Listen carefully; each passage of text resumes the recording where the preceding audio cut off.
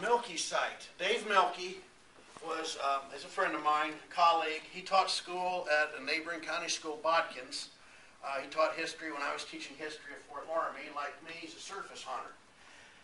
And those of you that have surface hunted, I know guys that have surface hunted their entire life and never found a Clovis point, never found a fluted point.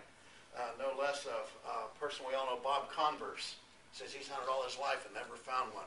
Milky found 9 or 10 of them, all in one area on the upper stretches of the Loramie Creek. And this is just a small part of the assemblage that he's put together, stuff that came off of this, what they call the Milky site.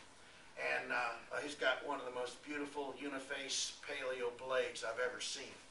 But the interesting thing about this material, the vast majority of the material from this site is Wyandotte and Harrodsburg chert, which comes from southern Indiana.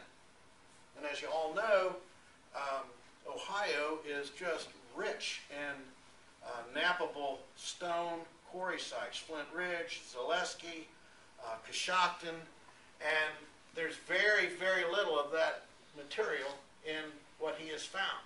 So the conclusion that is drawn is that obviously this stone was brought in from southern Indiana, but it was brought into southern Indiana prior to the discovery of the Flint Ridge site.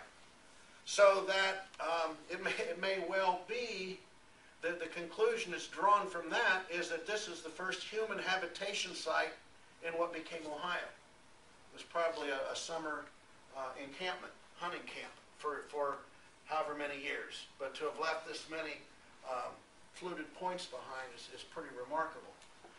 Then neighboring the Fleckenstein farm is there was a farm of a friend of mine who passed away back in 2009, Bob Berger.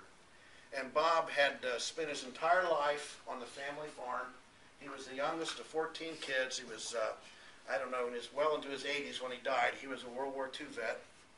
His older brother was 98 years old at the time, was still in a bowling league.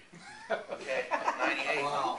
And now you got to understand, when you have a bowling league in Fort Loramie, like every 3 rounds, every 3 frames is a beer frame.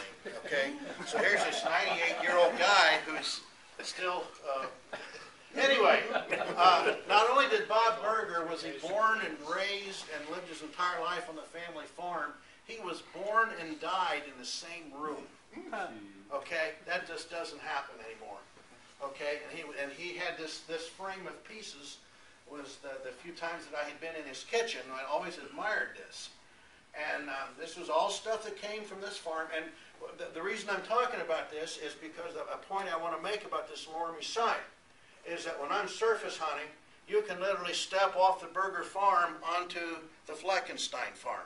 They've ripped the fences out, you know, as they've done everywhere. But you can literally walk from one farm to another, and they both border the Loramie Creek.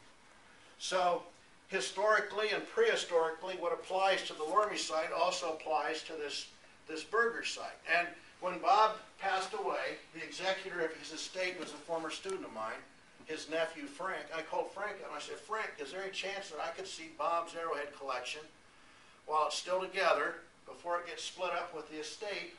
Could I take a look at it? I would just, for my own knowledge, I would like to be able to look at this collection. And he says, yeah, I was just thinking about calling you. I'll bring it right over. So he just brings this entire 400-piece collection, leaves it on my kitchen table, and says, call me when you're done. I thought, wow, you know, what a statement for, you know, have a pretty good relationship with some of my students that he thought enough of me. I was really touched that he thought enough of me to leave this collection with me.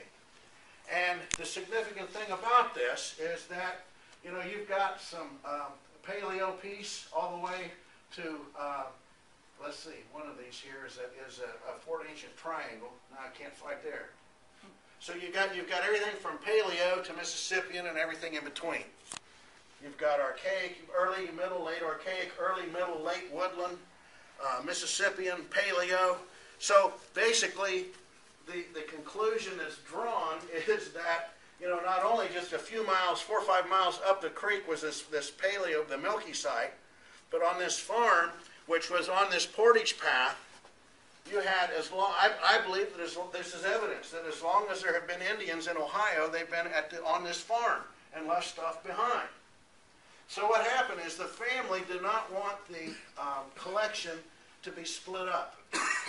If it had been the nephews and the nieces and so on, they may have all wanted to take these pieces and split this collection. But fortunately, Bob's siblings said, no, we would like for this to be used for education purposes.